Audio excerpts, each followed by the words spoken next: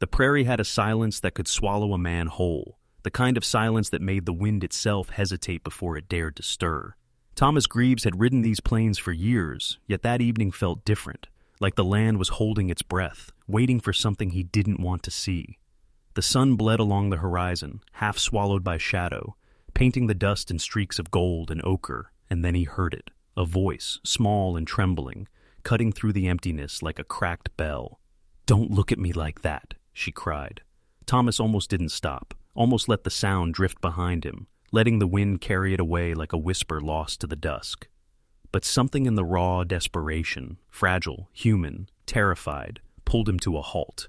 He dismounted, boots crunching against the trampled grass, and followed the sound. His shadow stretched long over the prairie, mingling with the shadows of the broken fence posts and the remnants of a fire long dead. She was there, curled beneath a tattered blanket, half buried in the dry earth, her face smeared with dirt, lips cracked, and eyes too wide for her sunken cheeks. For a moment, he thought she was some spirit conjured by the prairie wind, but then the tremor in her voice reminded him she was flesh and blood, alive, and scared beyond reason. Thomas's hand hovered over the edge of the blanket. He knew that whatever lay beneath it could be trouble, a thief, an outlaw, someone wanted by the law, or worse. But the sight of her small frame, shaking in the dying light, forced something else forward, a stubborn human instinct to protect, a moral compass pointing toward risk, toward danger, toward the unknown. The air tasted like iron and dust. The wind carried the faint scent of smoke from the distant ridge, the signal of someone else out there, watching, and Thomas understood, with a weight pressing into his chest, that by lifting that blanket he would cross a line from which there was no easy return.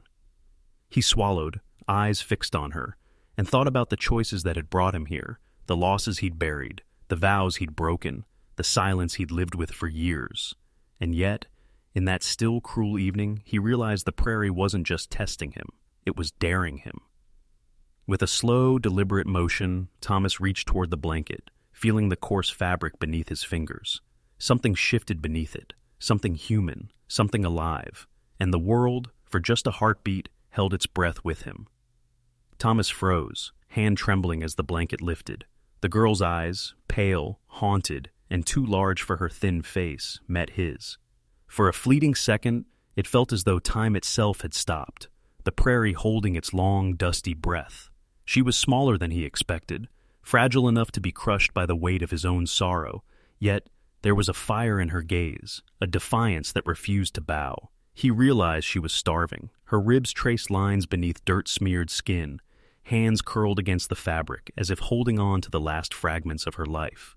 And then he saw the marks, faint, angry bruises along her wrists, a story of violence etched in shadow and red. The instinct to turn away, the safe choice, was there, whispering, "She's trouble. She's someone's enemy. She's a mark that will bring nothing but grief." But Thomas had learned something in his years on this land. The right choice was rarely the safe one. "Hey," he whispered, voice rough as gravel, yet careful. "You're safe, for now." Her lips trembled. She wanted to say something, anything, but fear had stolen her words. He hesitated, knowing that helping her could mean ruin. If the neighboring ranchers saw her here, they'd assume the worst. Lawmen might come, guns drawn, believing him complicit.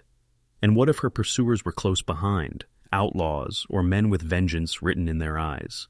The consequences pressed down on him like the oppressive heat of a summer afternoon.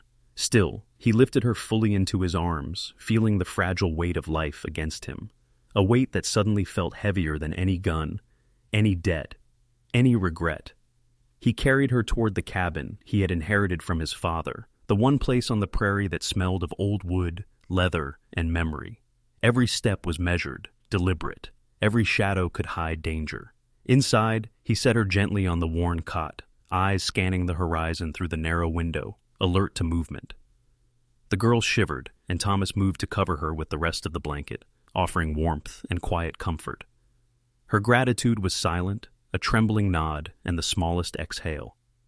He thought about what this choice meant. Risking his reputation, his safety, and possibly his life, for a stranger, a child really, who the world had already abandoned. And yet, in that moment, He understood a truth as old as the prairie itself. Survival wasn't just about the body. It was about mercy, compassion, and the small, quiet rebellions that reminded the world humanity still existed. Outside, the wind rose again, carrying the faint clatter of hooves. Someone was coming. He didn't know if they were friend or foe, but he knew one thing: he couldn't turn back now. The wind carried it first, a low, rhythmic thrum that seemed almost deliberate, like the land itself was sending a warning. Then the sound of hooves, heavy and uneven, broke the fragile calm. Thomas's chest tightened. Out there, beyond the ridge, men were moving. Lawmen, raiders, or perhaps someone claiming justice for deeds long forgotten. He couldn't tell, and in the Old West, that uncertainty was often deadlier than any bullet. He moved to the window, peering through the narrow slit. Dust spiraled over the plain, masking the shapes of riders approaching. There were at least 5, their silhouettes rigid in the amber twilight. Guns glinted in the last light of the sun. Thomas's jaw clenched. Any wrong word, any sudden movement, and the girl, already fragile and terrified, could be caught in a storm that wouldn't spare the innocent. "Hide," he whispered, nodding toward the small corner where she huddled under the blanket. She obeyed, silent, shivering, a small shadow against the worn floorboards. Thomas grabbed his hat, slinging it low to shade his eyes, and stepped toward the door. Every nerve screamed caution. Every heartbeat was a drum of warning. The riders slowed as they crested the hill, scanning the cabin. Their voices were low but tense, carrying over the wind. "Thomas Greaves," one called. The name was sharp, deliberate, carrying the weight of accusation. "That's him," another answered. "Saw him carrying someone. Could be the girl that went missing." Thomas's stomach churned. He hadn't known anyone new. The girl wasn't just a child in need. She was a target. And now, by helping her, he had placed himself squarely in the path of vengeance, law, and judgment. He stepped outside, hands raised, boots crunching against the gravel. The riders hesitated. Thomas studied them carefully. The tilt of their heads, the faint twitch of fingers near holsters. They were trained, disciplined, ready to act at the first sign of hostility. But he had something they didn't: the truth, and the moral certainty of someone protecting life over law or fear. "Look," he said slowly, deliberately. "She's hurt. She doesn't belong to anyone. I'm not hiding anything." His voice was steady, but inside, tension coiled like a rattlesnake.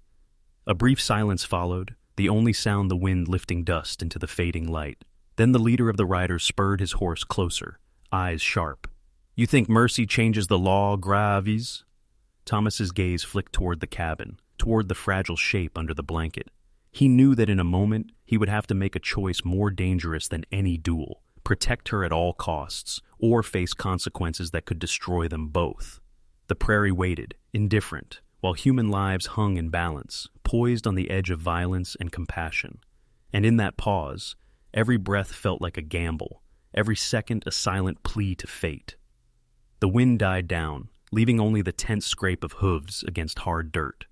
Thomas stood with the riders arrayed before him, his shadow stretching long in the amber glow, while inside the cabin, the girl watched silently, eyes wide but trusting. He knew the danger wasn't just outside, it was in the decision itself, the fragile thread connecting mercy with survival. One wrong move, and that thread would snap. He met the leader's gaze, unflinching. "She's just a child," he said, voice low but firm. "She's done no wrong. She needs help." A muscle ticked in the rider's jaw. "Help?" The word was heavy, laden with accusation. "You're harboring someone who belongs to someone else's vengeance." "See, you think kindness excuses that?" Thomas shook his head. "It's not about excusing. It's about doing right when the world forgets it can still matter. If you came here looking for blood, you won't find it. Not from me." For a moment, the wind shifted, stirring dust across the plain, carrying the faint scent of smoke and leather. In that moment, the riders hesitated. Something unspoken passed between them, a recognition of the choice before them, the human bond stronger than law, stronger than fear. Inside the cabin, the girl emerged from her corner, small and tentative. She stepped toward the door, toward the men who could end her life with a single word. Yet she did so because Thomas had given her permission, had shown her that trust could exist even in a world that had taken everything from her. Her eyes met the leader's, wide and unwavering, and for the first time, there was silence filled not with threat, but with recognition. Thomas's hand brushed hers briefly, a gesture of reassurance, of connection, and then he stepped back. "She's scared," he said, "but she's not yours to punish. She's just a girl trying to survive." The leader studied her, the wind catching the hem of his coat, brushing across the dirt and dust of a land that had seen too much death, too much sorrow. And then, quietly, almost reluctantly, he nodded. Maybe mercy counts for something after all. Thomas exhaled slowly, tension bleeding out in small increments. The riders began to back away, hooves lifting dust into the golden evening. The girl's hand slipped into his, small and fragile, a lifeline tethered by courage and trust. In that quiet, fleeting moment, the prairie itself seemed to breathe a little easier. Life, fragile as it was, had found a foothold. The world remained unforgiving, but human connection, empathy, trust, and courage had carved a sliver of sanctuary amidst the endless wilderness. Even as shadows lengthened, Thomas realized the moral cost of choices made from the heart. Yet in that cost, he found a strange redemptive power, the knowledge that sometimes saving a life could save a soul, and that connection, no matter how fleeting, was its own kind of victory. The wind whispered through the broken fence posts, carrying with it the fragile promise of tomorrow, uncertain but real. The riders faded into the horizon, dust curling behind their retreating hooves like smoke from a dying fire. Thomas lowered his gaze, the tension in his shoulders easing just enough for him to notice the small, cautious smile the girl offered him. It was a fragile thing, a flicker of light in the shadow of all she had endured. He returned it with a nod, the kind that said more than words ever could. "You are safe, for now." Inside the cabin, the fire sputtered to life, throwing warm light across the worn floorboards. Thomas fetched a cup of water and placed it in front of her trembling hands. She drank greedily, eyes never leaving his, as though measuring whether this was another trap or an act of genuine care. He said nothing, letting silence do the work. Words could never manage, trust built quietly, step by step. The prairie stretched beyond the cabin windows, endless and indifferent, but tonight it seemed less hostile. Somewhere, the wind carried whispers of old grievances, of debts unpaid, but for once, Thomas felt a pause in the relentless reckoning of the world.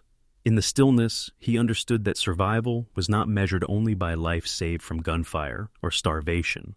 It was measured by the moments where compassion persisted, even against odds that promised ruin. Days passed, and the girl grew stronger. Thomas taught her to fetch water, to gather firewood, to read the signs of the prairie, the distant rumble of approaching horses, the twist of the wind before a storm, the subtle movements of wildlife. With every small lesson, he saw her confidence bloom, a fragile yet stubborn defiance of the cruelty she had endured. And in her growth, he saw reflected a piece of himself he thought long buried. Hope, not as a concept, but as living, breathing reality.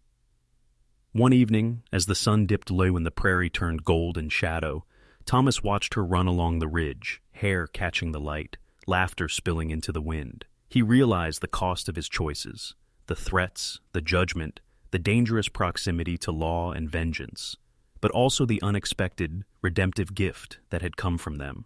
She was alive, whole in small ways, because he had chosen mercy. Years later, when the cabin had aged and the prairie had claimed more memories than he could count, Thomas would remember that moment.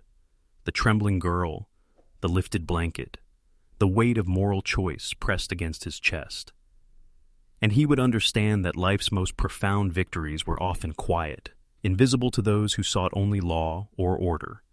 They were victories of courage, of connection, of humanity preserved against all odds. The wind blew softly through the prairie grass, carrying echoes of laughter, whispers of mercy, and the unbroken pulse of life. And in that vast, indifferent landscape, Thomas and the girl, bound by trust, choice, and survival, stood together, silent but unbroken, a testament to the quiet power of compassion in a world that so often demanded cruelty